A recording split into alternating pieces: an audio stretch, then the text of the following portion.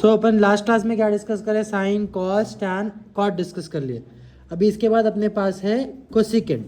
तो what is the question here, obtain the reduction formula for in is equals to integration of cosecant power nx dx. N is being a positive integer n greater than or equal to 2 and deduce the value of integration of cosecant power 5x dx. तो solution क्या करना है, यहाँ पे given लिख लीजिए. What is the given value here, in is equals to integration of cosecant power nx dx. Then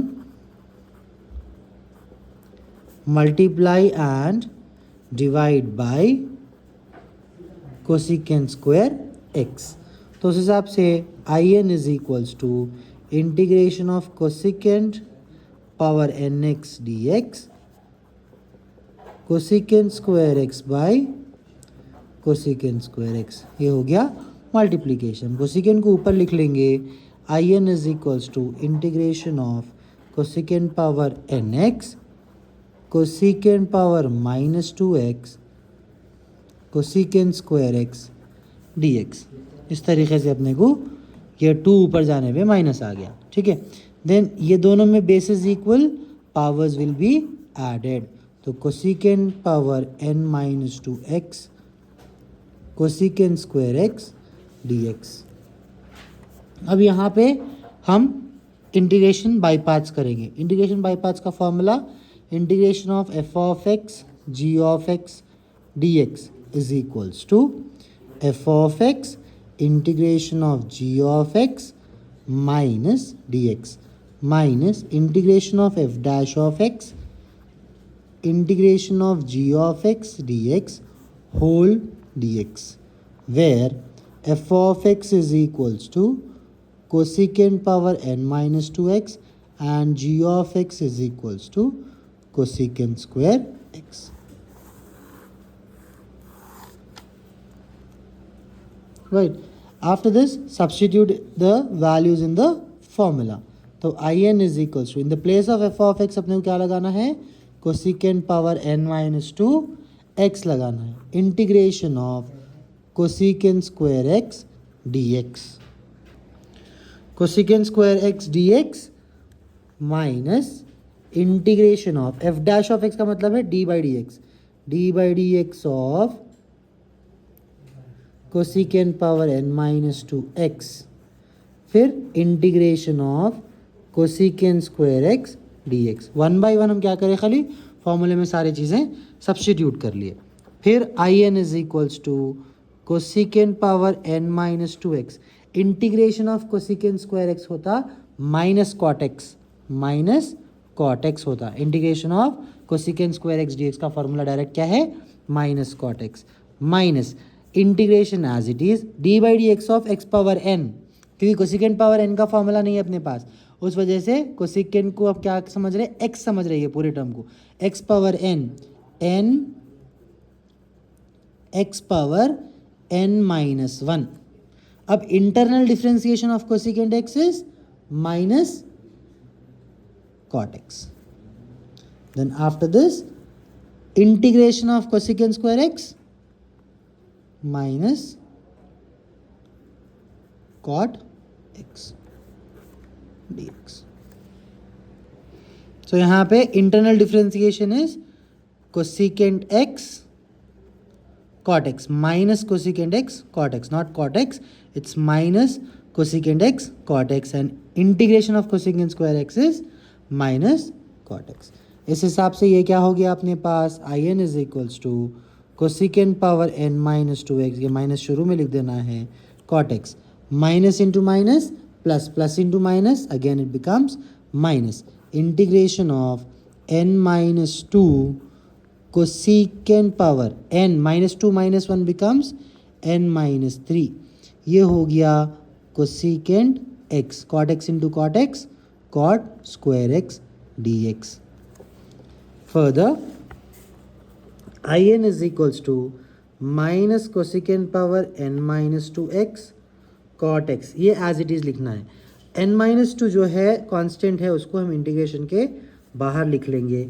और यहाँ पे ये स्टेप में देखिए इसके पावर में 1 है, ये पावर 1 और ये 3 कैंसिल होकर 2 बन जाता. ठीक है, तो अपने पास क्या आ गया अभी, it becomes cosecant power n minus two, instead of 3 it becomes n minus two.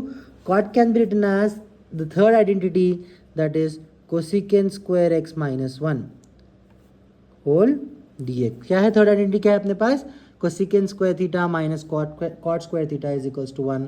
Cot को राइट साइड में भिजा दे रहे और 1 को लेफ्ट साइड में भिजा दे रहे, तो हमारे को कॉट स्क्वायर एक्स क्या हो जाता, कोसिकेंट स्क्वायर एक्स माइनस 1 हो जाता. Then I n is equals to minus cosecant power n minus two x cot x. यहाँ पे ये टर्म से ये टर्म मल्टीप्लाई करेंगे, ये टर्म से ही ये टर्म मल्टीप्लाई करेंगे, तो n minus two integration of cosecant power n minus two x into cosecant square x d x, minus into minus plus n minus two integration of cosecant power n minus two x d x. यहाँ पे plus 2 minus 2 cancel हो जाता. Finally हमारे पास I n is minus cosecant power n minus two x cot x minus n minus two integration of cosecant power n x d x बच गया, plus n minus two integration of, यहाँ पे क्या हो गया, cosecant power n minus two है ये, तो इसको अपन डायरेक्टली क्या लिख सकते हैं, आई एन माइनस टू लिख सकते हैं. एज पर द क्वेश्चन में कोसिकेंट पावर एन एक्स जो है आई एन है, तो cosecant power n minus two क्या हो जाता, आई एन माइनस 2 हो जाता उस हिसाब से. ठीक है, देन आफ्टर दिस ये क्या होता अपने पास, I n is equals to minus cosecant power n minus two x cot x minus n minus two. ये हो गया question I n plus n minus two I n minus two. ये term को हम क्या करेंगे, लेफ्ट साइड में send करेंगे, आई एन माइनस में है इधर आके, plus n minus two I n is equals to minus cosecant power n minus two x cot x plus n minus two I n minus two. यहाँ पे हम I N common ले सकते, हो जाता 1 plus n minus two is equals to minus cosecant power n minus two x cot x plus n minus two I n minus two. यहाँ पे कितने बच गए, n माइनस 1 बच गया, I n into n minus 1. ये वाला पूरा राइट हैंड साइड हमको फिर से सेम लिखना है, वहाँ पे अब कुछ भी चेंजेस नहीं करना है. Minus 2 I n is equals to minus cosecant power n minus two x cot x plus n minus two I n minus two. ये जो है हम उधर भी जा रहे हैं, तो इसके डिवीजन में आ जाता. With this we have completed the reduction formula for I n for cosecant power n x. अभी फर्दर क्वेश्चन में पूछा integration of cosecant power 5x, मतलब I5 जो है क्या बोल रहा उन्हें, integration of cosecant power 5x है बोल रहा. तो I5 क्या होता हमारे को, minus cosecant power 5 minus 2 is 3x cot x by 5 minus 1 is 4 plus 3 by 4 I 5 minus 2 is 3. Then वैसे ही I3 क्या होता है, यहाँ पे 3 सब्स्टिट्यूट करिए इनकी जगह पे, cosecant power 3 minus 2 is 1x cot x by 3 minus 1 is 2 plus 1 by 2 I1. 3 minus 2 is 1. तो I1 कभी भी आया कांस्टेंट वैल्यू 1 आया तो वो हो जाता आपको log mod cosecant x minus cot x plus c. ठीक है, ये I1 का फॉर्मूला है. जब हम I1 सब्स्टिट्यूट करेंगे माइनस टर्म्स में आता, इसको फर्दर सॉल्व नहीं करना, directly you have to remember that I1 is equals to log of mod cosecant x minus cot x. In the same way secant में भी ऐसा ही आता लास्ट टाइम.